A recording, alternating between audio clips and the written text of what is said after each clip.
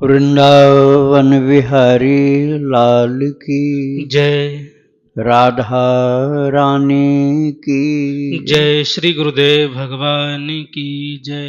श्री राधे राधे। भक्ति प्रश्नोत्तरी कार्यक्रम प्रारंभ किया जा रहा है।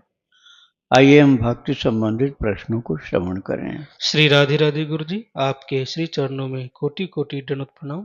रेखा जी हैं पंजाब से, इनका प्रश्न है, मेरी बड़ी इच्छा होती है कि कभी कन्हैया मेरे स्वप्न में आए, पर मैं जितना भी प्रभु का चिंतन करके सोऊं, मुझे सांसारिक लोग ही स्वप्न में दिखते हैं।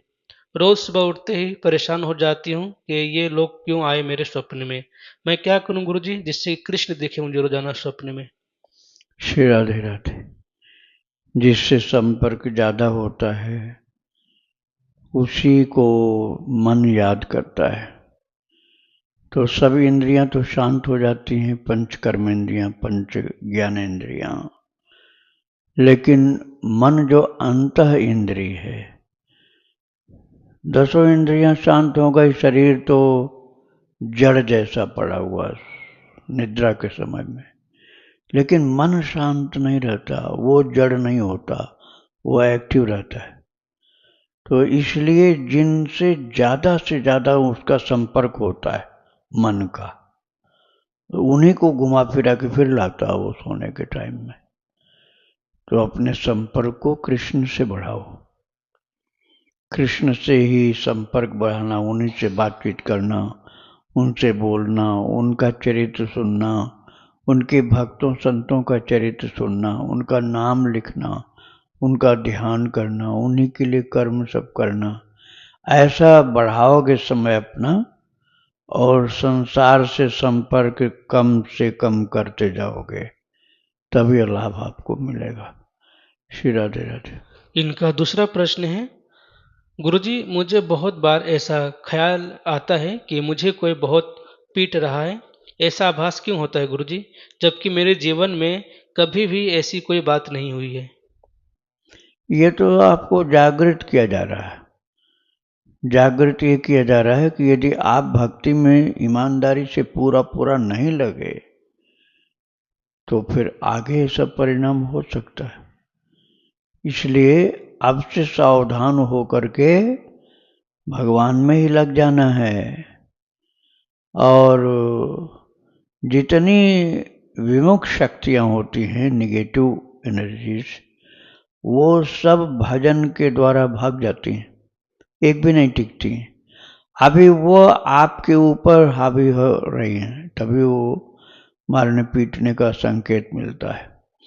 तो आप बिल्कुल समर्पित हो जाओ भगवान के लिए, नहीं तो पिछले जन्म के कर्म कुछ जो हैं वो आपको निगेटिव एनर्जी की तरफ खींच रहे हैं। तो आप भगवान की तरफ खींच जाओ, अर्थात लग जाओ, तो फिर उन सबको पराजय निश्चित ही देखना पड़ेगा। राधे राधे।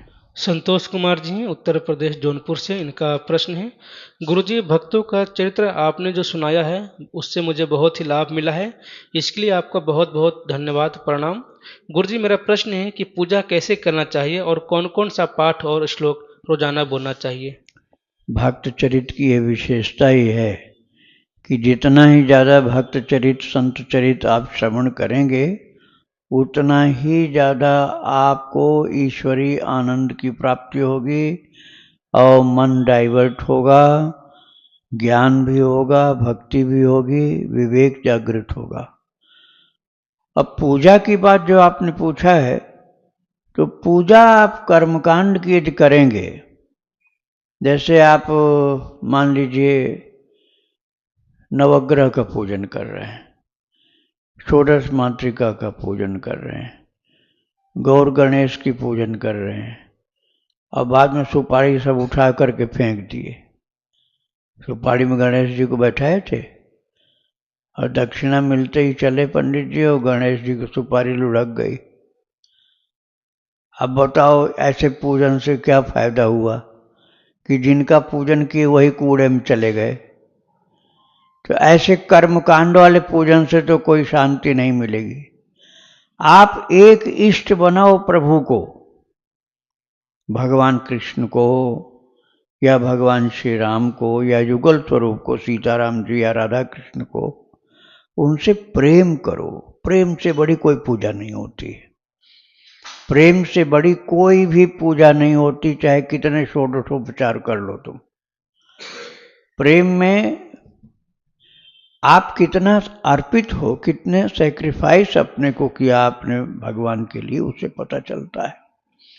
अपने लिए खूब बढ़िया बढ़िया माल खरीदना, साड़ी, आभूषण और सारी चीज़ें, अपने रिश्तेदार, नातेदार, पति पत्नी, बेटा, बहू, सबके लिए। और भगवान के लिए सबसे खराब वाली चीज़, पैसा ज़्यादा न खर्च हो जाए, एकदम रद्दी वाला सामान ला करके भगवान के लिए देना चाहते हो तो समझ लो अभी आपकी पूजा बिल्कुल जीरो पर है। क्योंकि भगवान के लिए तो आपके पास कुछ है ही नहीं। आप तो केवल दुनिया के दिखावे के लिए, अपने स्वार्थ के लिए करते हो। आप भगवान के लिए कितना कर सकते हो, खुद जांच करो। अपने घर के सदस्यों से ज्यादा यदि भगवान के लिए आप कर सको तो प्रेम की शुरुआत हुई। अभी एकदम भगवान के लिए ही आपका प्रेम एक तरफा हो जाए, तब पूजा का वास्तविक स्वरूप शुरू होता है। राधे राधे। ईश्वर लाल जी अजमेर से, इनका प्रश्न है, गुरुजी ताबीज में भक्तमाल कथा व गीता जी की तुलसी माला पहनने के क्या नियम व लाभ हैं और वृंदावन में यह कहाँ मिलती है? वृंदावन में लगभग हर कंठी माला की दुकान पर मिलती है, हर धार्मिक पुस्तकालय पर मिलती है, और सील बंद करके वो लोग बनाते हैं जिससे पानी न जाए उसमें। लेकिन अब आप उसको खोलोगे, देखोगे, फिर बंद करोगे, फिर खोलोगे तो सील बंद नहीं रहेगा, पानी जाएगा। तो इससे अच्छा ये है कि आप उनको पहनो, लेकिन स्नान के समय उतार दो। जब स्नान करना हो तो भक्तमाल और गीता जी की ताबीज उतार करके आदर के साथ रख दो, साफ सुथरी जगह पर। सोते समय आप पहन सकते हो, लेकिन शौच में जाओ, शौचालय में, या स्नान करने जाओ, टट्टी पेशाब करने जाओ, तो उसको उतार के जाओ। पानी जितना डालोगे उसके अंदर कुछ न कुछ जाएगा, फिर कागज सड़ने लग जाएगा, तो ये अच्छा नहीं होता है। श्री राधे राधे। दीपा जी हैं अमेरिका से, इनका प्रश्न है, गुरुदेव मुझे ओवर एक्टिव ब्लैडर की समस्या हो गई है और यूरिन ड्रॉप होता है। ऐसी स्थिति में कान्हा की सेवा कैसे करूं? मेरा वात्सल्य भाव है, बिना सेवा और पाठ के नहीं रहा जाता, कृपया मार्गदर्शन करें। अच्छा, आप ये बताइए, आपका वात्सल्य भाव आपने बता ही दिया। जो संसार की बात मैं कर रहा हूं, मान लो किसी का बच्चा है, किसी माता का, अब उसकी माता को बीमारी है, उस बच्चे की माँ को बीमारी है, तो क्या वो माता कहेगी कि अब मैं अपने बच्चों को नहीं संभालूंगी, अब जिसको संभालना हो संभाल लो, मुझसे कोई मतलब नहीं? ऐसा कोई करेगी माता? कोई नहीं करेगी। माँ को बीमारी चाहे जितनी हो, कैसी भी हो, उसे अपने बच्चे को तो संभालना ही संभालना है। और ऐसा बेटा सर्वांतर्यामी, सर्वज्ञ, सब कुछ पता उनको। अपने बच्चे को तो माँ शायद शर्म लिहाज से कुछ न बताना चाहे, लेकिन भगवान तो ऐसे हैं कि बिन बताए सब जानते हैं। आपको बताना ही नहीं पड़ेगा, सब उनको पता है कि इसके जीवन में परेशानी है, इसके शरीर में तकलीफ है। तो भगवान आपको परेशान नहीं करेंगे, वो आपके सामर्थ्य के अनुरूप जो सेवा, उसी से पूर्ण संतुष्ट हो जाएंगे। आप करो सेवा, कितनी बीमारी हो, स्नान आदि सही ढंग से नहीं हो पाए तो उसकी चिंता मत करो, थोड़ा गंगा जल छिड़क लो या चरणामृत पान कर लो, शरीर शुद्ध हो गया। हाथ पैर मुंह धो लो, और नहीं ज़्यादा धो सकते हो तो जल छिड़क लो और चरणामृत पान कर लो, शरीर शुद्ध हो गया। आपको ठाकुर जी की सेवा करनी ही करनी है। नहीं करोगे तो वात्सल्य भाव धीरे धीरे आपका कमजोर पड़ जाएगा। तो प्रेम से भगवान की सेवा करते रहो। बीमारी सब उनको मालूम है, उससे उनको बताने की भी जरूरत नहीं है। श्री राधे राधे। इन्हीं का गुरुजी दूसरा प्रश्न है, गुरुदेव ऐसी स्थिति में क्या मोबाइल से स्तोत्र पाठ वगैरह कर सकते हैं? मोबाइल से कर सकते हैं पाठ, लेकिन जो देख के आप करेंगे ना, तब मोबाइल तो खिलौना समझो, वो कोई ग्रंथ तो है नहीं, उसमें तो जादू जैसा है, प्रकट हो गया फिर अंतर्धान हो गया। आपने निकाला ग्रंथ सामने, आपने छू दिया ग्रंथ गायब। तो ये ग्रंथ नहीं है, एक स्क्रीन मात्र है।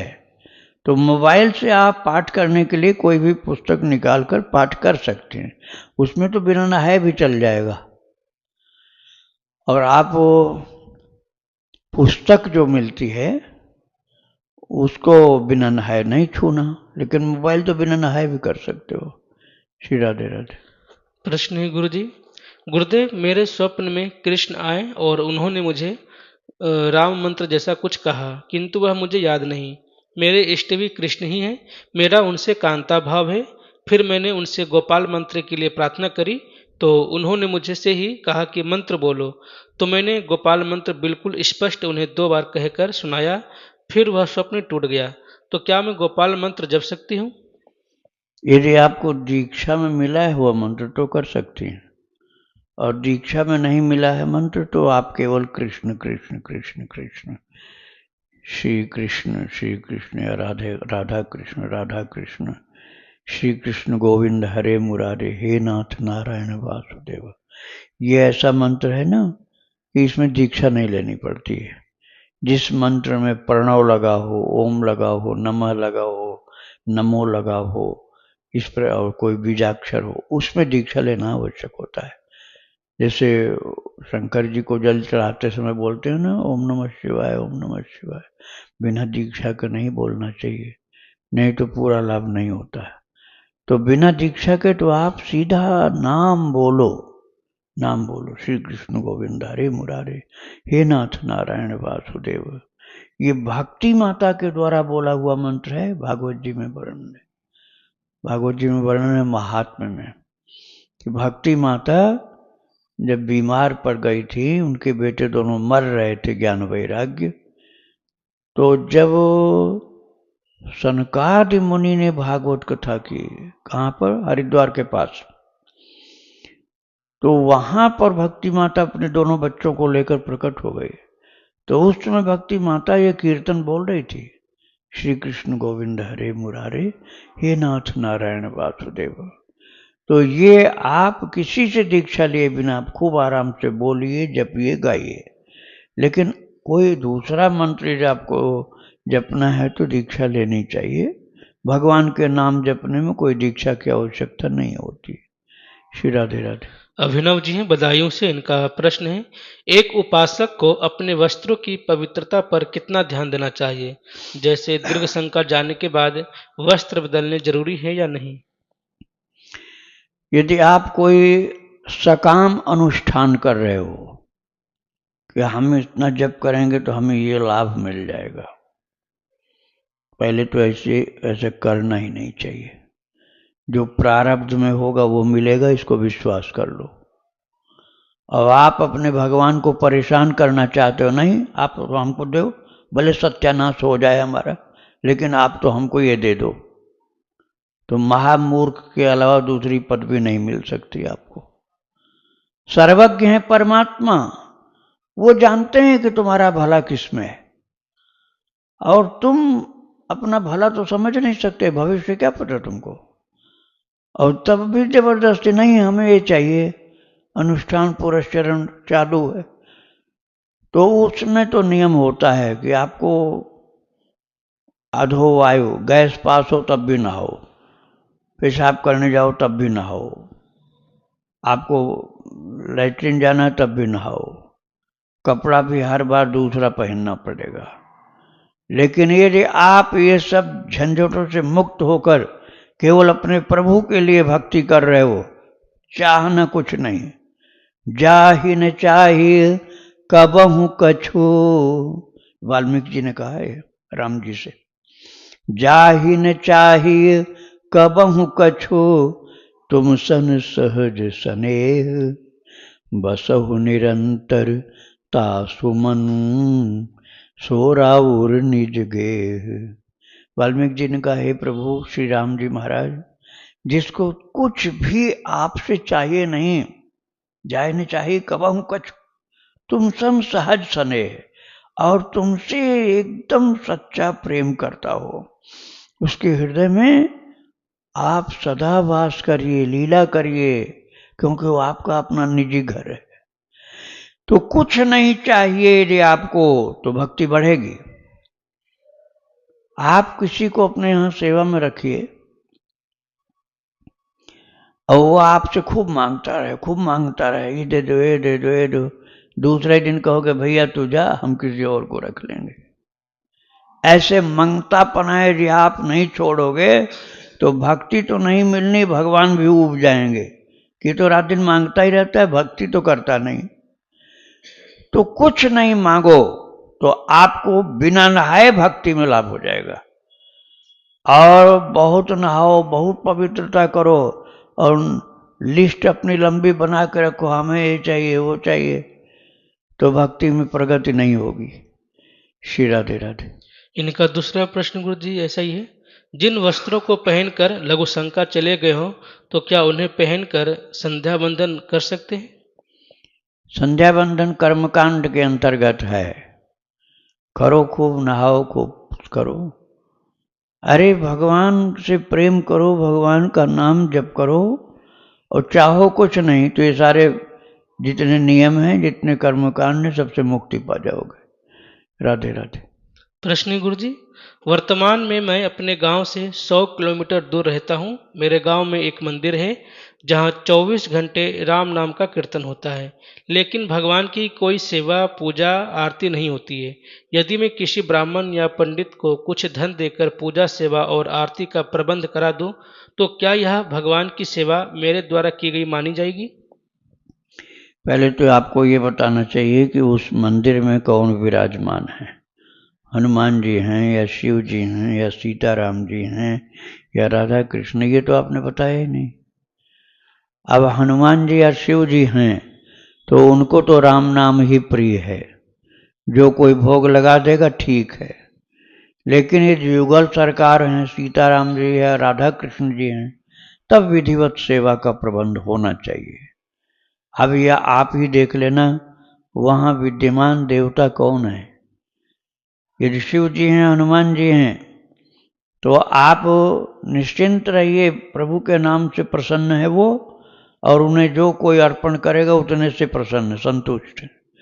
और युगल सरकार हैं तो सेवा की व्यवस्था आपको करनी चाहिए, क्योंकि विधि यही है कि युगल सरकार के लिए जगाना, सुलाना, श्रृंगार करना, खिलाना पिलाना विधिवत समय समय से होना चाहिए। श्री राधे राधे। लीला शर्मा जी गुवाहाटी से, इनका प्रश्न है, गुरुदेव हर श्वास में हम नाम जप कैसे चला सकते हैं? मैं कोशिश करती हूँ पर थोड़ी देर बाद में नाम छूट जाता है, फिर ग्लानि होती है, पर बहुत प्रयास करने पर भी नाम लगातार नहीं चल पाता है। वह योग का मार्ग है। सांस सांस पर नाम जप, वृथा श्वास मत खोए, न जाने ये श्वास को आवन होय न होय। यह योग का मार्ग है। तो 21,600 श्वास होती है 24 घंटे में, 21,600 श्वास होती है। आप सावधान रहोगे, निरंतर सावधान, निरंतर, ऐसा नहीं कि 10-20 मिनट, तब हर सांस पर होगा। वो भी सोते समय सपना आने लगा तो गया, जब सपने में बेकार की चीजें आने लगी, अब कहाँ नाम जप होगा।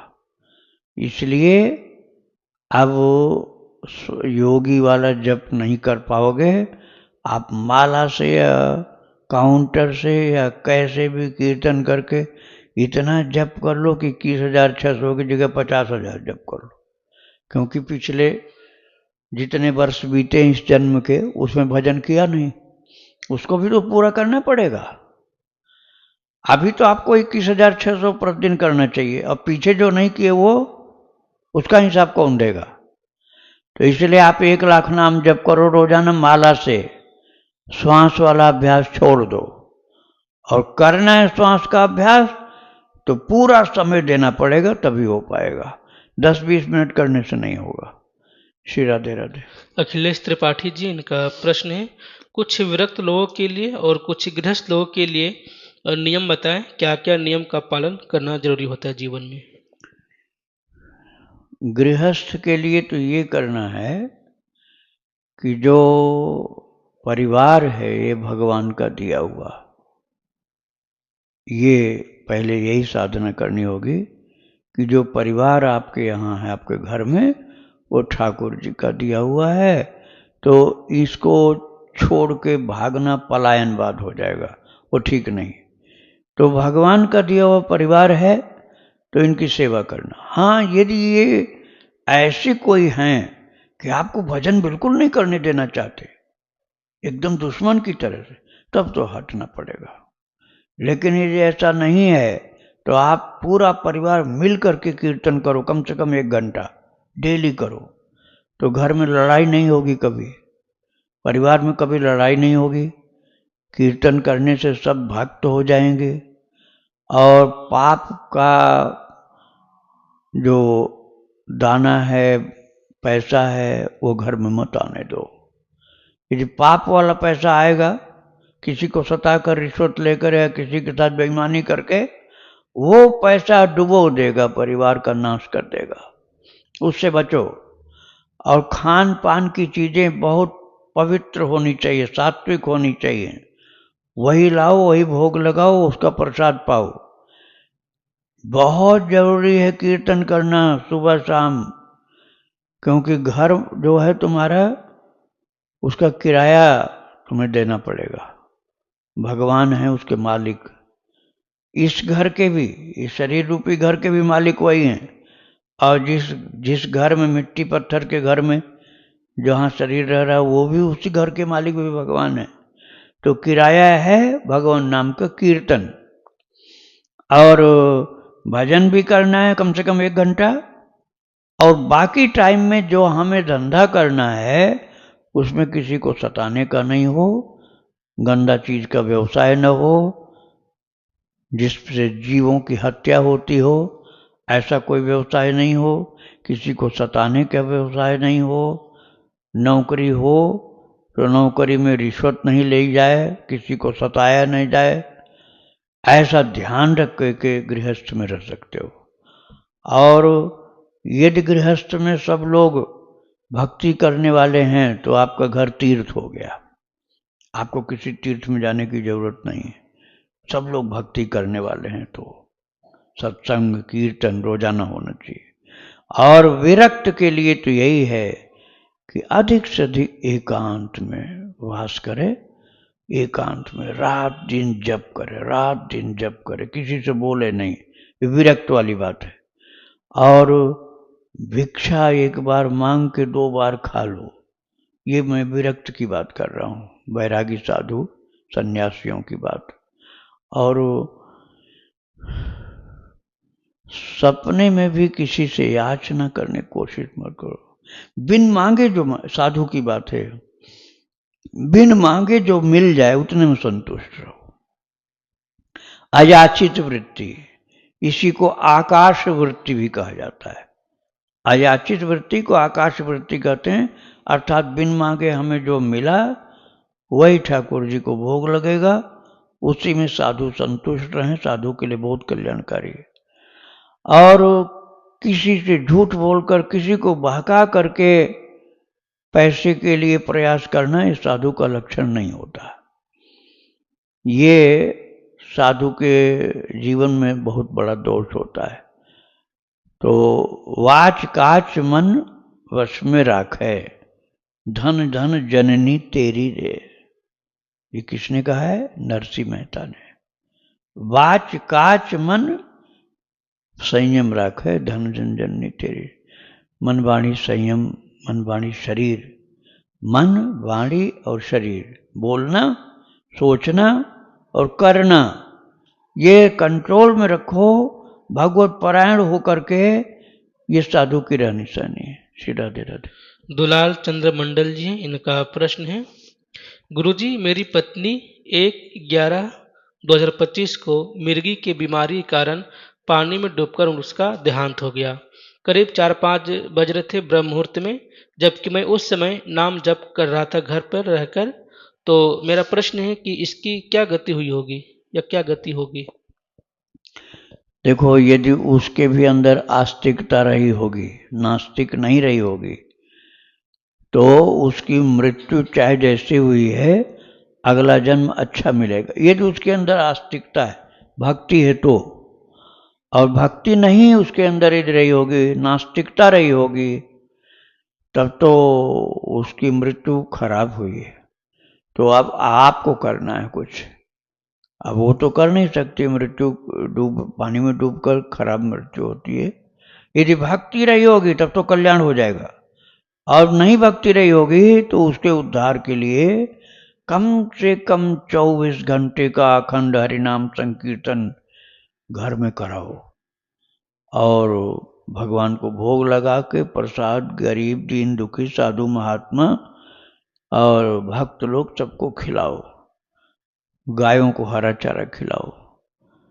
और उनके लिए यदि आपके पास पैसा है तो कहीं कीर्तन होता हो, मंदिर में सेवा होती हो, तो वहाँ आप कुछ जा कर के दान किया करो, तो उनके उद्धार में सहयोग मिलेगा। गीता का पाठ करो उनके लिए, भागवत जी का पाठ करो अपनी पत्नी के लिए, तो इससे उनके उद्धार में सहायता मिलेगी। श्री राधे राधे।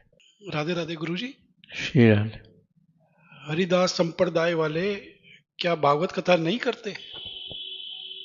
किसी संप्रदाय में भागवत कथा की मनाही नहीं है। मतलब वो कर ही नहीं रहे बिल्कुल भी?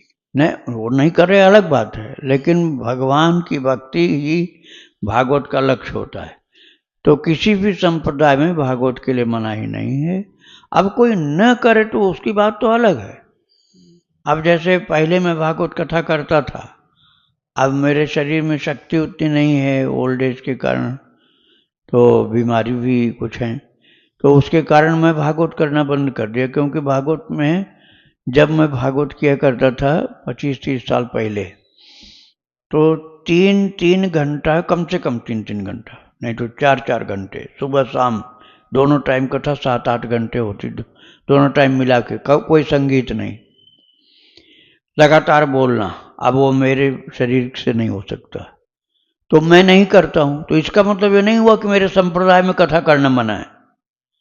इसका मतलब ये नहीं हुआ कि जिस संप्रदाय में मैं दीक्षित हूँ, श्री रामानंदी वैष्णव, इस संप्रदाय में कथा करना मना ऐसा नहीं है। अरे मेरी शरीर में असमर्थता है, इसलिए मैं नहीं करता हूँ, बात समाप्त हुई। श्री राधे राधे। गुरुजी, जैसे बिस्तर पे 3 बजे आँख खुल जाए, किसी की 2 बजे खुल जाए, तो मंत्र जाप कर सकते हैं या नाम जाप कर सकते हैं? हाँ, श्री राधे राधे। आप ये जल्दी जगते हो तो यदि शरीर में कोई बीमारी नहीं है तो स्नान कर लिया करो, पहले स्नान कर लो, इसके बाद मंत्र जपो। लेकिन यदि बीमारी कोई है शरीर में जो स्नान में बाधा है, तो थोड़ा हाथ पैर मुंह धो लो, गंगा जल छिड़क लो और भगवान के चरण में तो पी लो। उसके बाद आप मंत्र जप करो, खूब जप करो, और जितना माला करनी हो तो पूरा कर ही लो। उसके बाद चाहो तो आगे भी कर सकती हो, और आगे चाहो तो नाम भी जप सकती हो। श्री राधे राधे। गुरुजी, यदि माला हाथ में ना ले और ऐसे ही निरंतर हाँ, बिना माला के भी कर सकते। श्री राधे। वृंदावन विहारी लाल की जय।